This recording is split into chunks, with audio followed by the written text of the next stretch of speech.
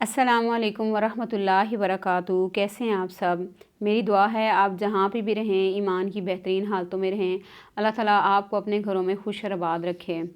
आज मैं आपके साथ बहुत ही खूबसूरत तारीख़ शेयर करूँगी। एक ऐसे नौजवान की कहानी कि जिसने अपने दौर की खूनख्वार सुपर पावर से टक्कर ली और ऐसी टक्कर ली कि उनका नामो निशान तक बाकी न रखा। हलाकू खान का नाम आपने सुना होगा।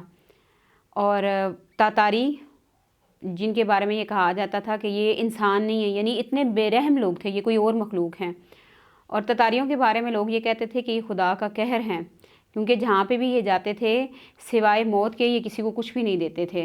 हलाकू खान से टक्कर लेने वाला, ततारियों को जहन्नम वासिल करने वाला नौजवान कौन है, तो उसकी आज तारीख़ आपके साथ शेयर करती हूँ। ये एक गर्म दोपहर थी। कायरा के दरो दीवार गर्म लू की थपेड़ों से झुलस रहे थे। उस वक्त धूप से खाइफ सभी कमरों में थे। सड़कें दूर दूर तक सुनसान नज़र आती थीं। अलबत्ता थोड़ी देर बाद हिफाजत के लिए मुतय्यन खलीफा के सिपाहियों की कदमों की आवाज़ इस सन्नाटे को ख़त्म कर देती। इनके गुजर जाने के बाद फिर वैसे ही सन्नाटा छा जाता। इस खामोशी को अचानक इंतहाई भारी भरकम बूटों की आवाज़ ने मुतासर कर दिया। चौकन्ने सिपाही फ़ौरन इस आवाज़ की ताक़ुब में भाग कर इधर आए। इनके सामने सिफारती लिबास पहने दो शख्स खड़े थे। लंबे लंबे बाल, मैले जैकेट, कपड़े भी इंतहाई मैल, दांत मैल से पीले, चेहरों पर जुल्म और बर्बरियत का अक्स, अंदाज़ इंतहाई वहशियाना और चलने का अंदाज़ भी मुतकब्बराना था।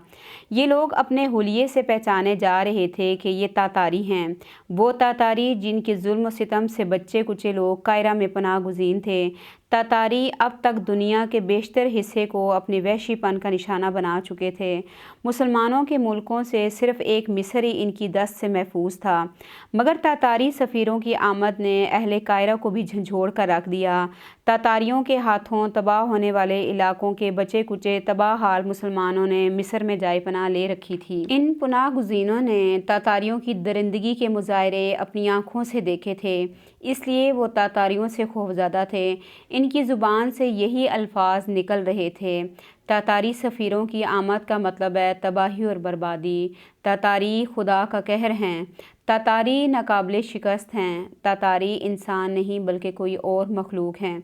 इस तरह की मुख्तलिफ़ आवाज़ें कायरा में हर तरफ गूंज रही थीं और वो लोग जिन्होंने तातारियों को नहीं देखा था वो भी अपने दिलों में तातारियों की वहशत महसूस कर रहे थे। लेकिन उन्हीं गलियों और बाज़ारों में कुछ नौजवान ऐसे भी थे जिनके चेहरों पर खौफ व हिरास के बजाय गम और गुस्से की सुर्खी थी। वो इन नौजवानों के हाथ बेख्तियार तलवारों की तरफ बढ़ रहे थे और वो नारे लगा रहे थे कि हम बगदाद का बदला लेंगे, अल्लाह की कसम तातारियों को सबक सिखा देंगे, एक भी तातारी बचकर नहीं जा सकेगा। तातारी सफ़ीर जिनकी आमद की खबर ने कायरा में हलचल मचा दी थी, इस वक्त मिस्र के बादशाह मलक मुज़फ़्फ़र सैफुद्दीन के दरबार में खड़े थे। इनका अंदाज़ ऐसा था जैसे मिस्र इनकी जागीर और मलक मुज़फ़्फ़र इनका ग़ुलाम है। उन्होंने दरबारी आदाब की ज़रा बराबर भी परवाह न करते हुए नहायत गुस्ताखाना अंदाज में अपने आका हलाकू खान का ख़त बादशाह के सामने फेंक दिया। बादशाह ने इनके इस गुस्ताखाना रवैये को नहायत तहम्मुल से बर्दाश्त करते हुए हलाकू खान का ख़त पढ़वा कर सुना। ख़त में लिखा था, ये उसका फरमान है जो सारी दुनिया का आका है, अपनी शहरी पनागाहें ख़त्म कर दो और अतात कबूल कर लो। अगर ऐसा करोगे तो तुम्हें अमन व चैन से ज़िंदा रहने दिया जाएगा, वरना तुम्हारे साथ जो होगा उसे बुलंद बाला आसमान के सिवा कोई नहीं देख सकेगा। अभी दरबार में खामोशी तारी थी। चंद लम्हे बाद सुल्तान नहायत नरम लहजे में एलचियों से यूं गोया हुआ, हलाकू का हमने कुछ नहीं बिगाड़ा, इसलिए इसे हम पर हमला करने से बाज रहना चाहिए। सुल्तान के जवाब से तातारियों के बिगड़े हुए चेहरे मज़ीद बिगड़ गए और वो नहायत बदतमीज़ी से बोले, तुम नहायत खुदसर और ज़िद्दी हुक्मरान हो, तुम हमसे वाकिफ़ नहीं वरना इनकार न करते। एलचियों का लहजा सुल्तान की बर्दाश्त से बाहर था। तुम एलची हो और एलची ही रहो, अपना लहजा दुरुस्त रखो और हमें सबक ना पढ़ाओ। सुल्तान की आवाज़ में गुस्सा था। सुल्तान की बात सुनकर तातारी एलची गुस्से से चिल्लाने लगे, तुम हमारी बात नहीं मानोगे, हमारी ताकत और शुजाअत के अफसाने शायद तुमने सुने नहीं। एलचियों के गुस्ताखाना जवाब सुनकर अमराए मिस्र का पैमाना लबरेज हो चुका था। खामोश پہلی صف میں بیٹھے ایک نوجوان امیر کی آواز سے دربار لرز اٹھا۔ اس کی تلوار میان سے باہر آ چکی تھی۔ اگر مجھے سلطان کا لحاظ نہ ہوتا تو اللہ کی قسم میں تمہاری گردنیں تمہارے دھڑ سے الگ کر چکا ہوتا۔ نوجوان کی آواز جوش اور غضب سے لرز رہی تھی۔ سلطان معظم، ان کا رویہ سفارتی آداب کے منافی ہے۔ شاید ہلاکو نے اپنے سپاہیوں کو نہتے انسانوں کے قتل کے سوا کچھ نہیں سکھایا، ورنہ یہ اس طرح یہاں چلا نہ رہے ہوتے۔ مجھے اجازت دیں ان کے سر کاٹ کر لاشیں قاہرہ کے چوکوں اور چوراہوں پر لٹکا دوں، تاکہ آئندہ ہلاکو اپنے ایلچیوں کو مصر بھیجتے وقت سفارتی آداب ضرور سکھائے۔ یہ امیر جس کی تلوار بھرے دربار میں تاتاریوں کے خلاف میان سے باہر آ گئی تھی، اور جس نے تاتاریوں کی لاشوں کو دیدہ عبرت بنا کر مصر کے چوراہوں پر لٹکانے کا حکم دیا تھا، وہ مصری عوام کے لیے ناواقف نہیں تھا۔ ابھی چند سال قبل ہی منصور کے میدان میں لڑی جانے والی 7ویں صلیبی جنگ میں اس نوجوان کی حیرت انگیز حربی چالوں نے عیسائی لشکر کو عبرتناک شکست سے دوچار کیا۔ منصور کا یہ مرد میدان، جس کا بچپن غلاموں کی منڈیوں میں بکتے ہوئے گزرا، اہل مصر کی دھڑکنوں میں بسا تھا۔ لوگ اسے امیر رکن الدین بیبرس کے نام سے جانتے تھے۔ مورخین اسے صلاح الدین ایوبی ثانی سلطان رکن الدین بیبرس کے نام سے یاد کرتے تھے۔ سلطان رکن الدین بیبرس 619 ہجری میں دہشت کے چان میں پیدا ہوا۔ اس کا اصل نام محمود تھا۔ جب تاتاریوں نے چنگیز خان کی قیادت میں خوارزم پر حملہ کیا تو بہت سے کم سن بچوں اور نوجوانوں کو غلام بنا کر اپنے ساتھ لے گئے۔ محمود بھی اسی داداگیر میں گرفتار ہوا اور چند دینار کے عوض دمشق کے ایک مسلمان امیر نے اسے خرید لیا۔ اس امیر کی ایک بہن فاطمہ تھی۔ فاطمہ نامی اس مہربان خاتون کا ایک بیٹا تھا جس کا نام بیبرس تھا، جو محمود کا ہم شکل تھا۔ نوجوانی ہی میں وفات پا چکا تھا۔ محمود کی بیبرس سے مشابہت کی بنا پر فاطمہ خاتون اسے بیبرس کے نام سے پکارتی۔ اس نام کی خوبی دیکھیے کہ محمود تاریخ میں بیبرس کے نام سے ہی مشہور ہوا۔ فاطمہ کا ایک بھائی مصر کے حکمران ملک الصالح کے دربار میں کام کرتا تھا۔ اس نے اس بچے کی اعلیٰ خوبیوں کو دیکھتے ہوئے اسے ملک الصالح کی خدمت میں پیش کر دیا۔ مشہور مستشرق پروفیسر فلپ کے حتہ نے تاریخ لبنان میں لکھا ہے کہ بیبرس 800 درہم کے عوض دمشق کی منڈی میں فروخت ہوا، لیکن خریدنے والے نے یہ کہہ کر سودا ختم کر دیا کہ لڑکے کی کرنچی آنکھوں میں سکم ہے۔ پھر حکمران مصر نے اسے ایک شخص سے خرید لیا۔ بیبرس نے ملک الصالح کی زیر سرپرستی کتابی علوم اور حربی فنون کے اعلیٰ تعلیم حاصل کی اور اس کے بعد حسب دستور فوج میں شامل ہو گیا۔ اپنی غیر معمولی ذہانت اور جسمانی قوت کے بدولت وہ بہت جلد فوج کے چند اہم دستوں کا افسر بن گیا، لیکن ابھی وہ زیادہ مشہور نہیں ہوا تھا کہ مسلمان اس کے نام سے اس وقت واقف ہوئے جب فرانس کے بادشاہ لوئی نہم نے 7ویں صلیبی جنگ کا اعلان کر کے مصر کے سرحدی شہر دمیاط کا محاصرہ کر لیا۔ اب اس موقع پر مصری فوج کے نوجوان افسر نے شجاعت اور جانبازی کی حیرت انگیز مثال قائم کر دی۔ وہ ہاتھ میں نیزہ تھام کر اپنے عربی گھوڑے کو دوڑاتا ہوا آگے بڑھا اور آن کی آن میں عیسائی فوج کی صفیں درم برم کر دیں۔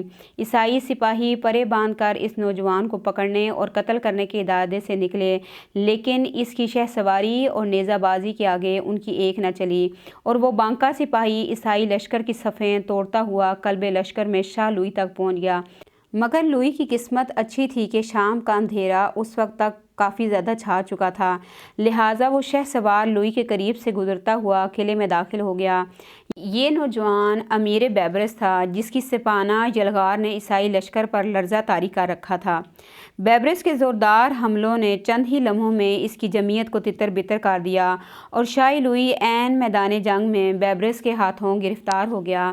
اس طرح 7ویں صلیبی جنگ عیسائیوں کی ذلت آمیز شکست پر ختم ہو گئی۔ بیبرس کی شجاعت نے جنگ کا پانسا مسلمانوں کے حق میں پلٹ دیا تھا، لیکن قدرت کو بیبرس سے اس سے بھی زیادہ بڑا امتحان لینا مقصود تھا۔ وہ امتحان تھا تاتاریوں کی یلغار کا مقابلہ، جس کا دوسرا دور چنگیز خان کے پوتے ہلاکو خان کے عہد حکومت سے شروع ہوا۔ چنگیز خان کا پوتا ہلاکو خان وحشت اور بربریت اور اسلام دشمنی میں اپنے دادا سے کہیں آگے تھا۔ اور اسلام کے ساتھ اس کی دشمنی کی سب سے بڑی وجہ اس کی عیسائی بیوی تھی اور اس کا وزیر تھا جو مسلسل اس کو اسلام کے خلاف بھڑکاتے رہے۔ آخرکار ان کی کوششیں رنگ لائیں اور ہلاکو خان نے بغداد کا محاصرہ کر لیا۔ محاصرے کے بعد وہاں پہ بغداد میں 4 ہفتوں تک زبان شمشیر کے علاوہ کوئی زبان نہیں بولی گئی۔ 20 لاکھ آبادی کی اس عظیم الشان شہر میں 17 لاکھ انسان نہایت بے دردی سے قتل کر دیے گئے۔ خلیفہ معتصم سے جان بخشی کا وعدہ کیا گیا تھا، لیکن چوتھے ہی روز اسے ایک قالین میں لپیٹ کر لاتیں اور گھونسے مار مار کر قتل کر دیا گیا تھا، کیونکہ چنگیز خان کی کتاب میں یہ لکھا ہوا تھا کہ کسی بادشاہ کے خون سے تلوار رنگین نہیں ہونی چاہیے۔ ہلاکو خان کی قتل و غارت کی خبریں مصر پہنچ رہی تھیں، لہٰذا مصری مسلمان بھی خوف و ہراس اور مایوسی کی اس فضا کی لپیٹ میں آ رہے تھے جو قوموں کی زندگی کے لیے زہر قاتل بھی ثابت ہوتا ہے۔ خوف اور مایوسی کی یہی وہ فضا تھی جسے دیکھتے ہوئے امیر بیبرس نے سلطان کو تاتاریوں کی لاشیں مصر کے چوراہوں میں لٹکانے کا مشورہ دیا تھا تاکہ مسلمانوں کے دلوں سے تاتاریوں کا خوف ختم ہو سکے، اور واقعی بیبرس کا یہ مشورہ درست ثابت ہوا۔ مسلمانوں کے دلوں میں تاتاریوں کی حیت ختم ہونے لگی۔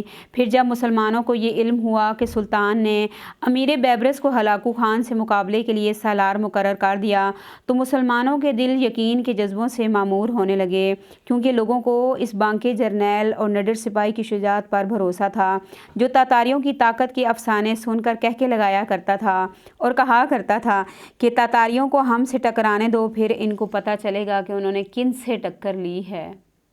بیبرس نے مصری افواج کا سالار مقرر ہوتے ہی تاتاریوں کے خلاف اعلان جنگ کر دیا اور مصر کے ہر تندرست اور بالغ مرد پر فوجی خدمت لازمی قرار دے دی اور نہایت جوش و خروش سے جنگی تیاریوں میں لگ گیا۔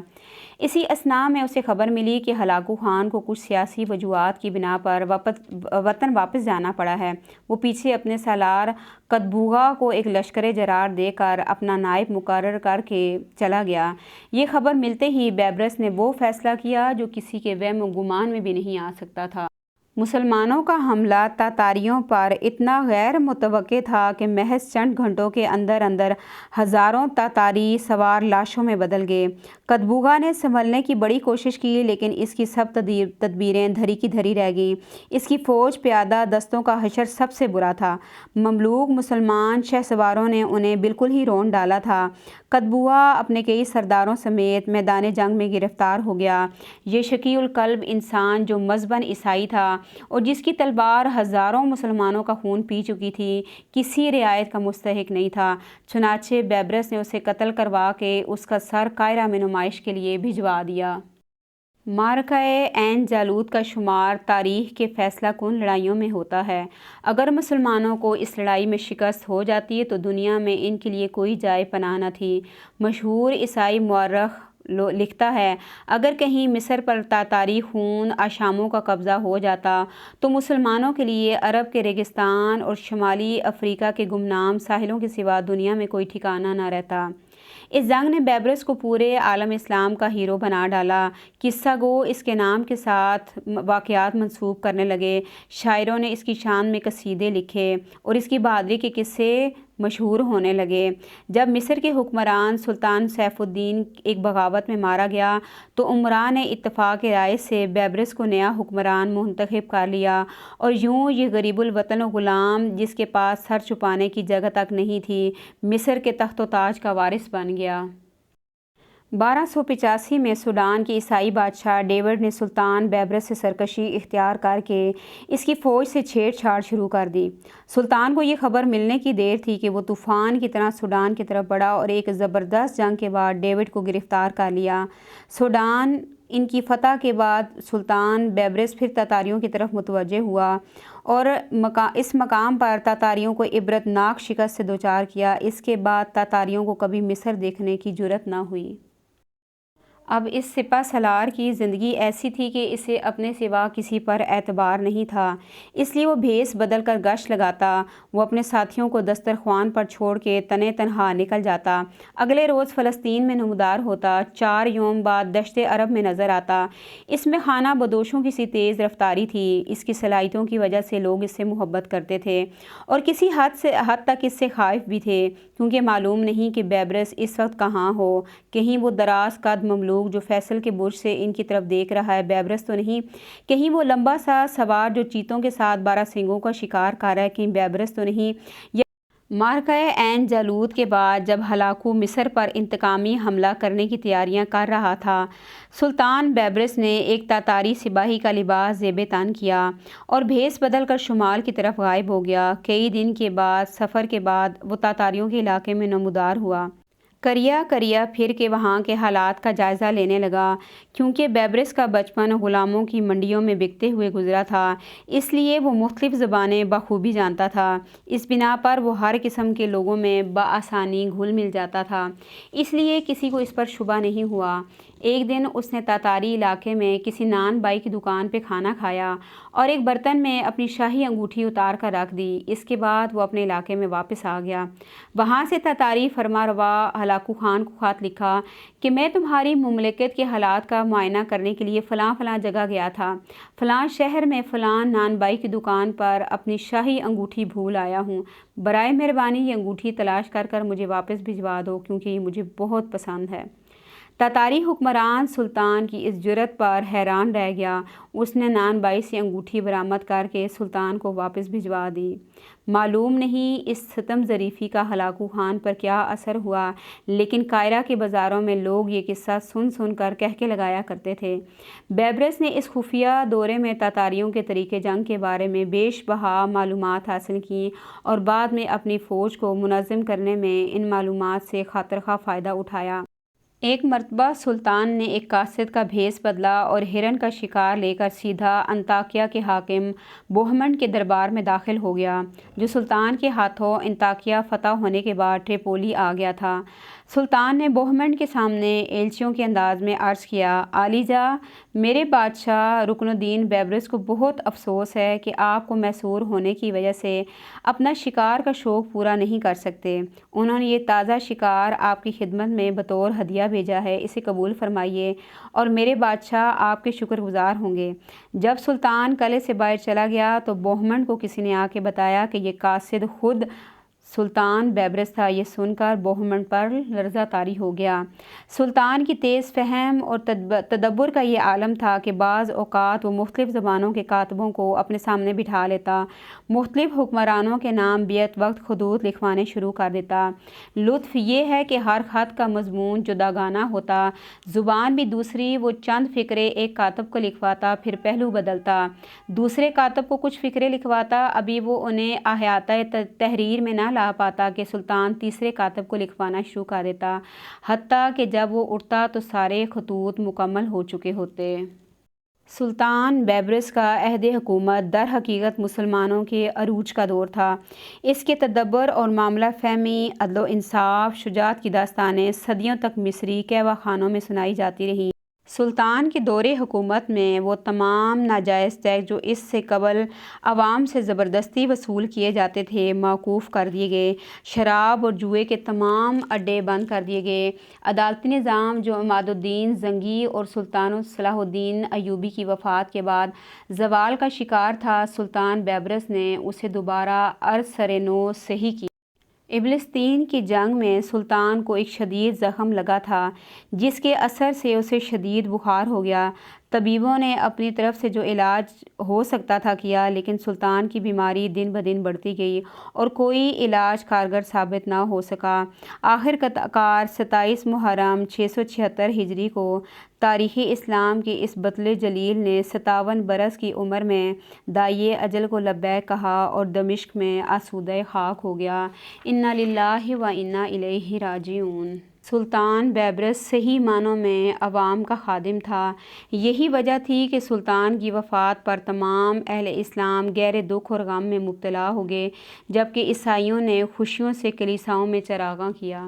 یہ تھے تاریخ کے اصل مسلم ہیروز کے جن کے متعلق ہماری نوجوان نسل کو علم ہونا چاہیے، اور اللہ تعالیٰ ہماری نوجوان نسل کو زر زمین زن کے فتنے سے نکال کر ہدایت کی طرف لے کے آئے، اور جتنے بھی مسلمان اس وقت فلسطین میں جہاد کر رہے ہیں، اللہ تعالیٰ ان کو اپنی حفظ و امان میں رکھے، اور اللہ تعالیٰ ان کی غائبانہ مدد فرمائے۔ ہماری دعائیں فلسطینی بھائیوں کے ساتھ ہیں، اللہ تعالیٰ ان پہ رحم فرمائے، اور اللہ تعالیٰ ان کے ساتھ آسانیوں والا معاملہ فرمائے، اللہ تعالیٰ ان کو یقینی فتح عطا فرمائے، آمین یا رب العالمین۔ السلام علیکم ورحمۃ اللہ وبرکاتہ۔